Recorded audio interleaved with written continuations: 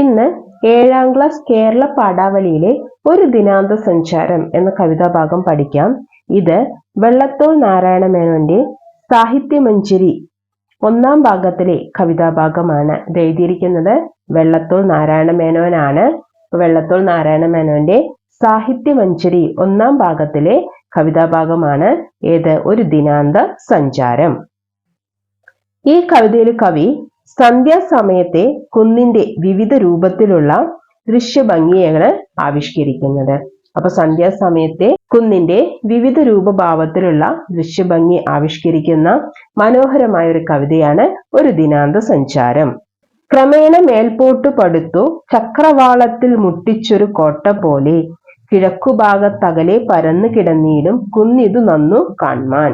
അപ്പൊ പറയുന്നത് ക്രമേണ മേൽപോട്ടു പടുത്തു ചക്രവാളത്തിൽ മുട്ടിച്ചൊരു കോട്ട പോലെ കിഴക്കുഭാഗത്തകലെ പരന്നു കിടന്നിടും കുന്നിതു നന്നു കാൺമാൻ. ചക്രവാളം എന്ന് പറയുന്നത് ആകാശവും ഭൂമിയും തമ്മിൽ മുട്ടുന്നു എന്ന് തോന്നുന്ന ഇടത്തെയാണ് ചക്രവാളം എന്ന് പറയുന്നത്. അതായത് ആകാശവും ഭൂമിയും തമ്മിൽ തൊടുന്നതായിട്ട് തോന്നുന്ന ആ ഭാഗത്തെയാണ് എന്തെന്ന് പറയുന്നത്? ചക്രവാളം എന്ന് പറയുന്നത്. അപ്പോ ഇവിടെ കവി അസ്തമയ സൂര്യന്റെ പൊൻകിരണങ്ങളേറ്റ് മനോഹരമായിട്ട് ശോഭിച്ചു നിൽക്കുന്ന ആ സഹ്യപർവ്വതത്തിന്റെ ദൃശ്യചാരുതയെ വാക്കുകൾ കൊണ്ട് വരച്ചിടുകയാണ്. അതായത് അസ്തമ സൂര്യന്റെ പൊൻകിരണങ്ങളേറ്റ് മനോഹരമായി ശോഭിച്ചു കിടക്കുന്ന ആ കുന്നിനെ, അതായത് സഹ്യപർവ്വതത്തിന്റെ ആ ഭംഗിയാണ് കവിയുടെ വാക്കുകൾ കൊണ്ട് വരച്ചിടുന്നത്. അപ്പൊ കവി എന്താണ് പറയുന്നത്? ആകാശത്തിന്റെ കിഴക്കുഭാഗത്തായി പരന്നു കിടക്കുന്ന കുന്ന്, ആ കുന്ന് പതിയെ പതിയെ ചക്രവാളത്തിൽ മുട്ടുന്ന പോലെ എന്താണ് മുട്ടുന്ന തരത്തില് പടുത്തുയർത്തിയ ഒരു കോട്ട പോലെ അനുഭവപ്പെടുന്നു എന്നാണ് പറയുന്നത്. മനസ്സിലായോ? അതായത് എന്താ പറയുന്നത്? ആകാശത്തിന്റെ കിഴക്കുഭാഗത്തായി പരന്നു കിടക്കുന്ന കുന്ന് പതിയെ പതിയെ ചക്രവാളത്തിൽ മുട്ടുന്ന തരത്തില് പടുത്തുയർത്തിയ കോട്ട പോലെ അനുഭവപ്പെടുന്നു എന്നാണ് കവി പറയുന്നത്. ആദ്യത്തിൽ ആരാൽ പുക പോലെ കണ്ടത അടുത്തിടും നമ്മുടെ കാഴ്ചയെങ്കിൽ മരങ്ങൾ പൂവല്ലികൾ മറ്റുമോരോന്നായി ക്രമാൽ വേർതിരിയുന്നു ഭംഗ്യ. അപ്പൊ ആദ്യത്തിൽ ആരാൽ പുക പോലെ കണ്ട അതടുത്തിടും നമ്മുടെ കാഴ്ചയെങ്കിൽ മരങ്ങൾ പൂവല്ലികൾ മറ്റുമോരോന്നായി ക്രമാൽ വേർതിരിയുന്നു ഭംഗ്യ. ക്രമാൽ എന്ന് വെച്ചാൽ ക്രമമായി, വല്ലി എന്ന് വെച്ചാൽ വള്ളി കേട്ടോ. വല്ലി എന്ന് വെച്ചാൽ വള്ളി എന്നാണ് അർത്ഥം.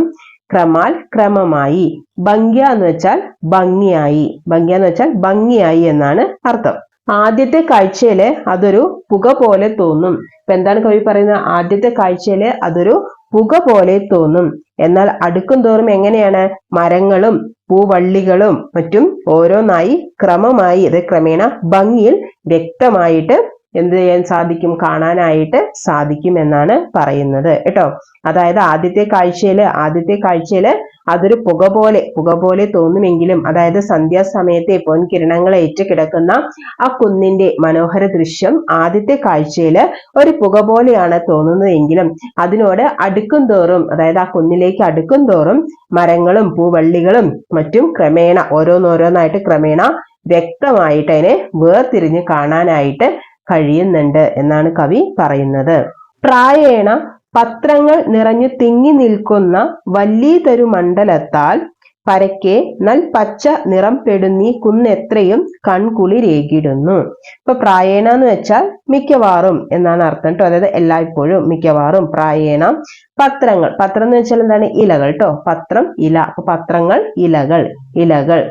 അതേപോലെ തന്നെ എന്താണ്? കൺകുളിരേകിടുന്നു എന്ന് വെച്ചാൽ കണ്ണുകൾക്ക് കുളിർമ നൽകുന്നു. അത് കണ്ണുകൾക്ക് കുളിർമ നൽകുന്ന കാഴ്ച എന്നാണ് പറയുന്നത്.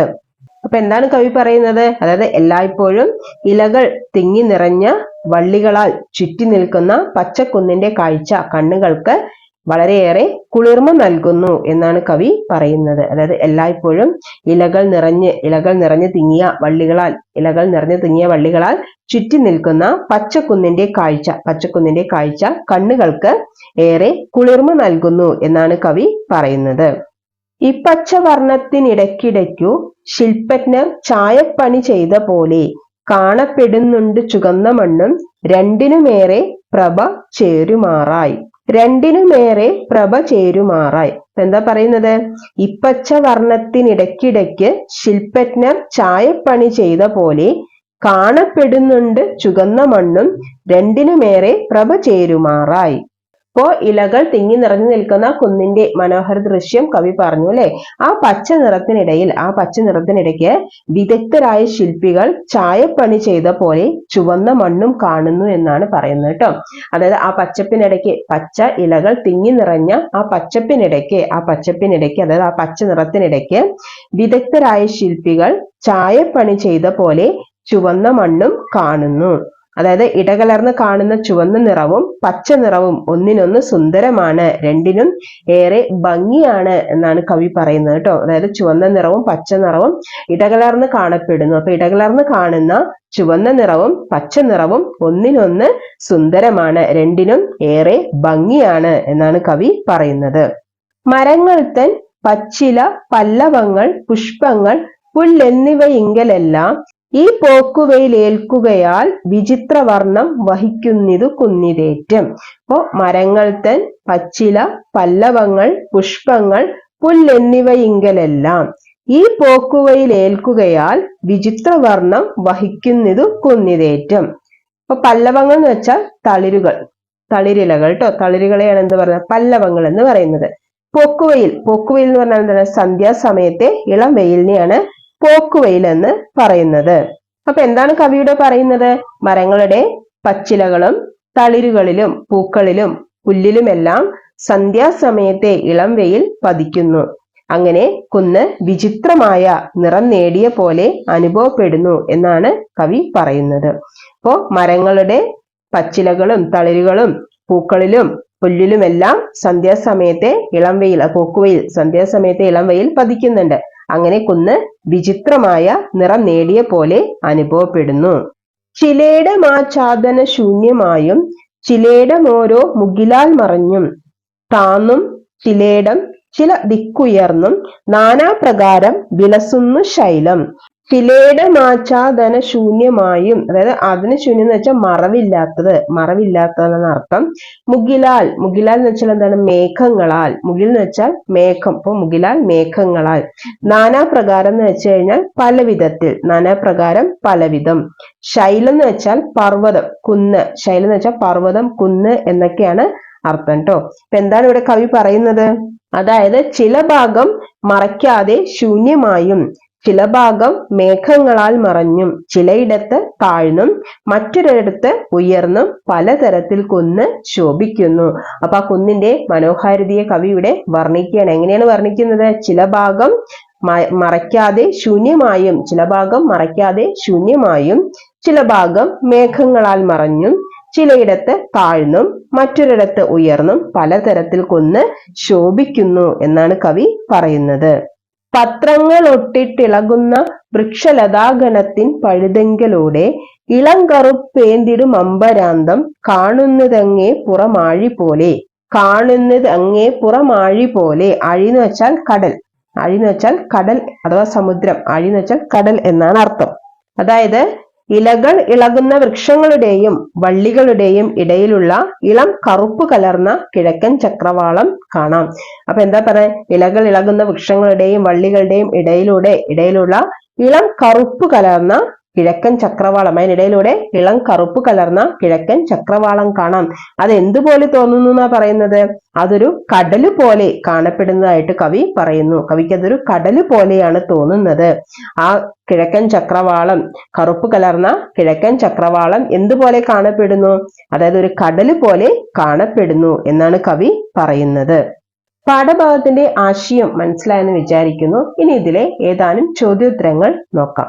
നിങ്ങളുടെ ടെക്സ്റ്റ് ബുക്കിലെ ഫസ്റ്റ് ചോദ്യം ഇങ്ങനെയാണ്, വായിക്കാം പറയാം. ആദ്യത്തെ ചോദ്യം എന്താണ്? കുന്ന് കണ്ണിന് കുളിരേകുന്നത് എങ്ങനെയാണ്? കുന്ന് എങ്ങനെയാണ് കണ്ണിന് കുളിരേകുന്നതെന്ന് നമ്മൾ ആ കവിതാഭാഗത്ത് വായിച്ചു. എങ്ങനെയാണ്? എല്ലായ്പ്പോഴും ഇലകൾ നിറഞ്ഞു തിങ്ങിയ വള്ളികളാൽ ചുറ്റി നിൽക്കുന്ന പച്ചക്കുന്നിന്റെ മനോഹരമായ കാഴ്ചയാണ് കണ്ണുകൾക്ക് കുളിരേകുന്നത്. അപ്പൊ കണ്ണുകൾക്ക് കുളിരേകുന്നത് എന്താണ്? ഇലകൾ തിങ്ങി വള്ളികളാൽ ചുറ്റി നിൽക്കുന്ന പച്ചക്കുന്നിന്റെ മനോഹരമായ കാഴ്ചയാണ് കണ്ണുകൾക്ക് കുളിരേകുന്നത്. അടുത്ത ചോദ്യം എന്തായിരുന്നു? കുന്നിന് വിചിത്രവർണ്ണം ലഭിക്കുന്നത് എപ്രകാരമായിരുന്നു? അപ്പോ കുന്നിന് എങ്ങനെയാണ് വിചിത്രവർണ്ണം ലഭിക്കുന്നത്? മരങ്ങളുടെ പച്ചിലകളിലും തളിരുകളിലും പൂക്കളിലും പുല്ലിലുമെല്ലാം സന്ധ്യാസമയത്തെ പോക്കുവെയിൽ പതിക്കുമ്പോഴാണ് കുന്നിന് വിചിത്രമായ നിറം ലഭിക്കുന്നത്. അപ്പൊ കവിതാഭാഗത്ത് നമ്മൾ വിശദീകരിച്ചതാണ്. മരങ്ങളുടെ പച്ചിലകളിലും തളിരുകളിലും പൂക്കളിലും പുല്ലിലുമെല്ലാം സന്ധ്യാസമയത്തെ പോക്കുവെയിൽ പതിക്കുമ്പോഴാണ് കുന്നിന് വിചിത്രമായ നിറം ലഭിക്കുന്നത്. അടുത്ത ചോദ്യം എന്താണ്? ആഴി പോലെ കാണപ്പെടുന്നത് എന്താണ്? ഇലകൾ ഇളകുന്ന വൃക്ഷങ്ങളുടെയും വള്ളികളുടെയും ഇടയിലൂടെ ഇളം കറുപ്പ് കലർന്ന കിഴക്കൻ ചക്രവാളം കാണാം അല്ലെ? ആ ദൃശ്യമാണ് കടല് പോലെ കാണപ്പെടുന്നതായി കവിക്ക് തോന്നുന്നത്. അടുത്തതായി സാദൃശ്യ ഭംഗി കണ്ടെത്താം. അപ്പൊ കാവ്യഭാഗത്ത് കുന്നിനെയും കോട്ടയെയും പോലെ എന്ന പ്രയോഗം കൊണ്ടാണ് സാദൃശ്യപ്പെടുത്തിയിരിക്കുന്നത്. ഈ രീതിയിൽ പോലെ ഉപയോഗിച്ച് സാദൃശ്യപ്പെടുത്തിയ കൂടുതൽ വരികൾ കവിതയിൽ നിന്ന് കണ്ടെത്തി വിശദീകരിക്കുക എന്നാണ് പറയുന്നത്. അപ്പൊ നോക്കാം നമുക്ക് കവിതയിലേക്ക്. അതായത് ക്രമേണ മേൽപോട്ടു പടുത്തു ചക്രവാളത്തിൽ മുട്ടിച്ചൊരു കോട്ട പോലെ. ആ കവിതയിലെ ആദ്യത്തെ വരി തന്നെയാണത് അല്ലെ? ക്രമേണ മേൽപോട്ടു പടുത്തു ചക്രവാളത്തിൽ മുട്ടിച്ചൊരു കോട്ട പോലെ. എന്താണ് കവിയുടെ പറയുന്നത്? കിഴക്കുഭാഗത്ത് ഉയർന്നു നിൽക്കുന്ന കുന്നിനെ മേലോട്ട് പടുത്തുയർത്തി ആകാശം മുട്ടി നിൽക്കുന്ന കോട്ടയോട് സാദൃശ്യപ്പെടുത്തിയിരിക്കുകയാണ്. അതായത് കുന്ന് കോട്ട പോലെ ഉയർന്നു നിൽക്കുന്നു എന്ന സാദൃശ്യ കൽപ്പനയാണ് ഈ കാവ്യഭാഗത്ത് ഉള്ളത്. അടുത്ത വരി ഏത് കണ്ടെത്താം? ആദ്യത്തിൽ ആരാൽ പുക പോലെ കണ്ടത അടുത്തിടും നമ്മുടെ കാഴ്ചയെങ്കിൽ. ആദ്യം നോക്കുമ്പോ പുക പോലെ അവ്യക്തമായി കാണുന്ന കാഴ്ചകള് അടുത്ത് ചെല്ലുമ്പോ കൂടുതൽ വ്യക്തമായി കാണാൻ കഴിയുന്നു. അടുത്ത വരി ഏതായിരിക്കും? ഈ പച്ചവർണ്ണത്തിനിടയ്ക്കിടയ്ക്ക ശില്പജ്ഞർ ചായപ്പണി ചെയ്ത പോലെ കാണപ്പെടുന്നുണ്ടു ചുവന്ന മണ്ണും അല്ലെ? അപ്പൊ ശില്പികൾ ചായപ്പണി ചെയ്ത പോലെ മരങ്ങളുടെ പച്ച നിറത്തിനിടയില് ചുവന്ന മണ്ണ് കാണപ്പെടുന്നു. അപ്പൊ പ്രകൃതിയിലെ സുന്ദരമായ കാഴ്ചയെ ശില്പിയുടെ കരവിരുതോടുകൂടി സാദൃശ്യപ്പെടുത്തിയിരിക്കുകയാണ് കവി ഇവിടെ ചെയ്തിരിക്കുന്നത്. ഇളം കറുപ്പേന്തിടും അമ്പരാന്തം കാണുന്നതങ്ങേ പുറമാഴി പോലെ. അടുത്ത വരി ഇതെടുക്കാലോ. അതായത് ഇളം കറുപ്പേന്തിടും അമ്പരാന്തം കാണുന്നതങ്ങേ പുറമാഴി പോലെ. അതായത് ഇളം കറുപ്പ് നിറമുള്ള ആകാശം മരങ്ങളുടെ ഇലകൾക്കിടയിലൂടെ കാണുമ്പോൾ കടൽ പോലെ തോന്നുന്നു എന്നാണ് കവി പറയുന്നത്. സന്ധ്യാസമയത്തെ കറുപ്പ് കലർന്ന ആകാശത്തെ കടലിനോടാണ് ഇവിടെ സാദൃശ്യപ്പെടുത്തിയിരിക്കുന്നത്. ഈ പോക്കുവെയിൽ ഏൽക്കുകയാൽ വിചിത്രവർണ്ണം വഹിക്കുന്നത് കുന്നിതേറ്റം. സൂര്യപ്രകാശം കുന്നിലേൽക്കുമ്പോഴുള്ള മാറ്റം എങ്ങനെയാണ് കവി വർണ്ണിച്ചിരിക്കുന്നത്? കവിതയിലെ വരികൾ വിശകലനം ചെയ്ത് കുറിപ്പ് എഴുതുക എന്നാണ് പറഞ്ഞിരിക്കുന്നത്. അതായത് പോക്കുവെയിൽ ഏൽക്കുമ്പോൾ കുന്ന് പല നിറങ്ങൾ വഹിക്കുന്നു എന്നാണ് കവി പറയുന്നത്. എങ്ങനെയൊക്കെയാണത്? മരങ്ങളിലെ പച്ചിലയിലും തളിരുകളിലും പൂക്കളിലും പുല്ലിലുമെല്ലാം പോക്കുവെയിൽ ഏൽക്കുന്നത് കൊണ്ടാണ് കുന്നിന് ഈ നിറവ്യത്യാസം ഉണ്ടാകുന്നത്. പോക്കുവെയിലിന്റെ നിറമാണ് ചെടികളിലും മറ്റും പല നിറമായി കാണപ്പെടുന്നത്. അപ്പൊ വള്ളത്തോൾ സന്ധ്യാസമയത്തെ കുന്നിന്റെ മനോഹാരിതയെ കാവ്യാത്മകമായി ഇവിടെ വർണ്ണിച്ചിരിക്കുകയാണ്. ഇനി അടുത്തതായി ഈ കവിതയ്ക്ക് ഒരു ആസ്വാദനക്കുറിപ്പ് തയ്യാറാക്കാം. അപ്പൊ മഹാകവി വള്ളത്തോൾ നാരായണ മേനോൻ എഴുതിയ മനോഹരമായ പ്രകൃതി കവിതയാണ് ദിനാന്ത സഞ്ചാരം. ഒരു ദിനാന്ത സഞ്ചാരം.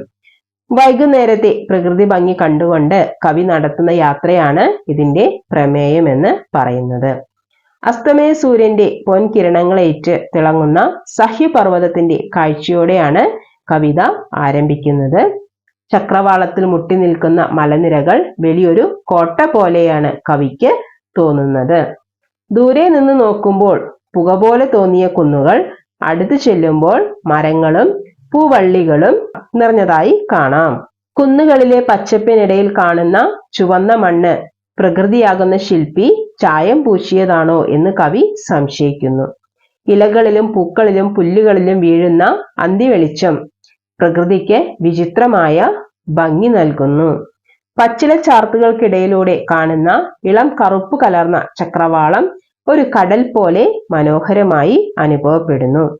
പ്രകൃതിയിലെ ദൃശ്യങ്ങളെ വളരെ സ്വാഭാവികമായും ചലനാത്മകമായും അവതരിപ്പിക്കാൻ വള്ളത്തോളിന് കഴിഞ്ഞിട്ടുണ്ട്. അപ്പൊ ലളിതമായ പദങ്ങളും നല്ല ഉപമകളും ഈ കവിതയെ ഏറെ ഹൃദ്യമാക്കുന്നു.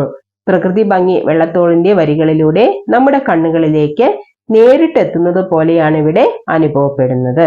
അപ്പൊ കൂട്ടുകാർക്ക് ഈ ആസ്വാദനം എഴുതിയെടുത്ത് പഠിക്കാവുന്നതാണ് കേട്ടോ. ഇനി ഈ കവിതയുടെ ശീർഷകത്തിന്റെ ഔചിത്യം കൂടി നോക്കാം. അസ്തമയ സൂര്യന്റെ പൊൻകിരണങ്ങളേറ്റ് മനോഹരമായി ശോഭിക്കുന്ന സഹ്യപർവ്വതത്തിന്റെ ദൃശ്യഭംഗിയെ ചലനാത്മകമായി ഏറെ ജൈവികമായി സ്വാഭാവികമായി ചിത്രീകരിക്കുന്ന കാവ്യ വൈഭവമാണ് ഈ കവിതയിലൂടെ കാണാൻ കഴിയുന്നത്. ഒരു ദിനാന്ത്യത്തിലെ പ്രകൃതി ദൃശ്യത്തിലൂടെയുള്ള കവിയുടെ ഭാവനാ സഞ്ചാരം ഏറെ ആഹ്ലാദകരവും അനുഭൂതികരവുമായിരുന്നു എന്നതിന്റെ വാഗ്മയാവിഷ്കാരമായ ഈ കവിതയ്ക്ക് ഒരു ദിനാന്ത സഞ്ചാരം എന്ന ശീർഷകം ഏറെ ഉചിതമാണ്. 7ാം ക്ലാസ്സിലെ മറ്റ് സബ്ജക്റ്റുകളുടെ വീഡിയോ ക്ലാസ്സുകളും ഈ ചാനലിൽ ലഭ്യമാണ്. അപ്ലോഡ് ചെയ്യുന്നതിനനുസരിച്ച് ചാനലിന്റെ പ്ലേലിസ്റ്റിൽ അതെല്ലാം ആഡ് ചെയ്തിടുന്നുണ്ട്. അപ്പോൾ പ്ലേലിസ്റ്റിൽ കയറിയാൽ നിങ്ങൾക്ക് മറ്റ് ക്ലാസ്സുകളും കാണാവുന്നതാണ്. Okay, thank you.